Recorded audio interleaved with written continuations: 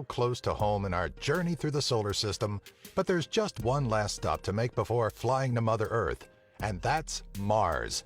This red beauty sits fourth closest to the sun and brings with it so many interesting facts. But we only have room for 10, so sit back and be sure to check your oxygen levels as we visit the planet of Mars. Number 10. Distance from the Sun.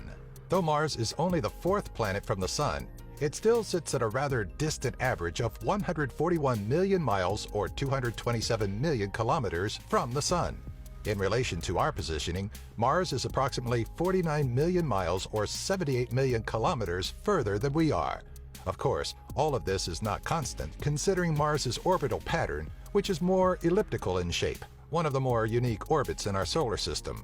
At its furthest point from the Sun, or at its aphelion, the red planet is approximately 154 million miles or 249 million kilometers away from the Sun, while during perihelion, or closest point, Mars will be 128 million miles or 206 million kilometers away.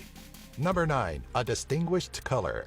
The surface of the Martian planet is a rather distinguished reddish color, quite similar to the color of rust. And the reason may actually be quite similar to why rust looks as it does. The largest factor behind Mars's red hue is the high levels of iron oxide found in its surface material.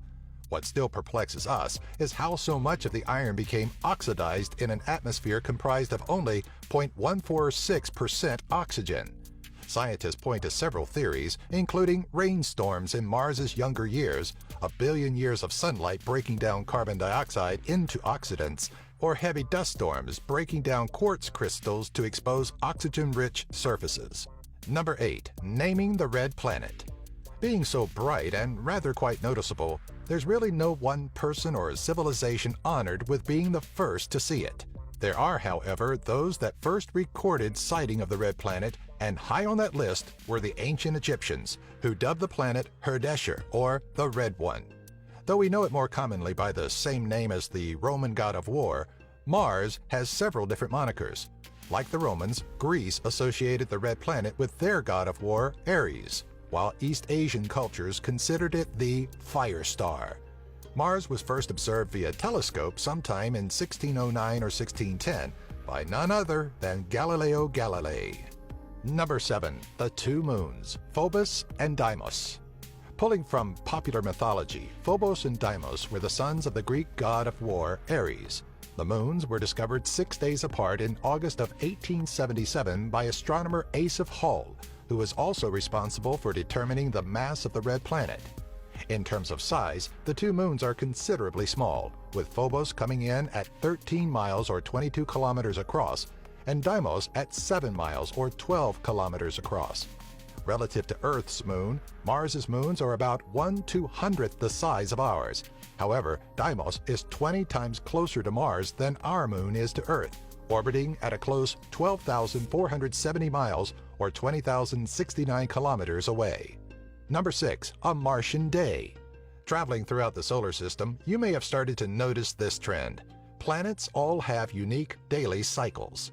Mars is no different, but it actually has a daily cycle quite similar to Earth's. One solar day on Mars is equaled to just under 24 hours and 40 minutes on Earth.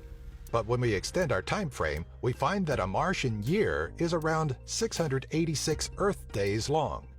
Both Earth and Mars share a similar axial tilt and rotation period, which accounts for the small 39-minute difference. One Martian solar day is known as a sol, and this is how landing missions designate each day spent on the derelict planet. Number 5. Climate and a most unusual winter. The similar rotation to Earth also means that Mars has 4 different seasons, though the orbital path is more oval than round, meaning that the lengths of these seasons are quite different. When put side by side with the other 8 planets, Mars has a rather strange weather pattern seen nowhere else: Martian snow, as water ice snow has been known to fall upon Mars's surface.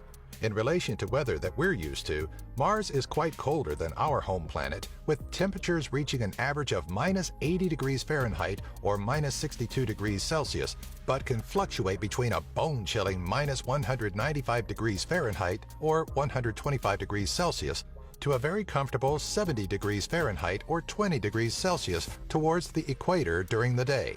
Depending on the proximity to the sun, both the southern and northern hemispheres are subject to very short summers or winters. Number 4, quite the dusty planet. On top of unusual weather phenomenon, Mars is also quite the dust bowl. Hollywood tends to depict the surface of Mars as being an expansive desert with large dust storms, but that's not just for production value. It's believed that a combination of volcanic eruptions, landslides, wind abrasion, impacts, and the surface's overall dryness have attributed to the high level of dust.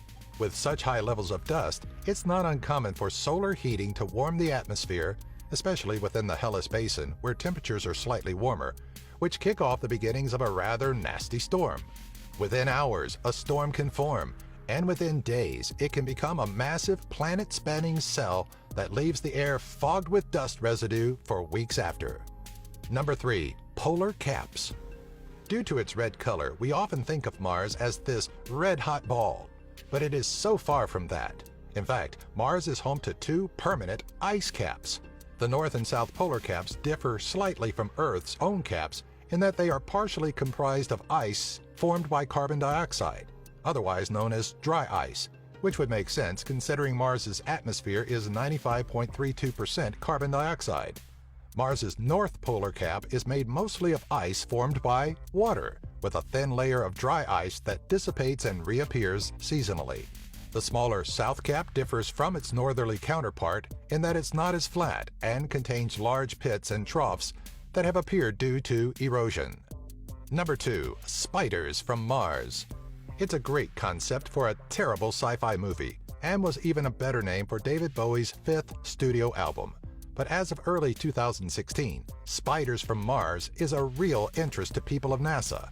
Alright, so we're not really talking about 8-legged creepy crawlies, but rather a series of formations on the red planet that NASA personnel have dubbed spiders.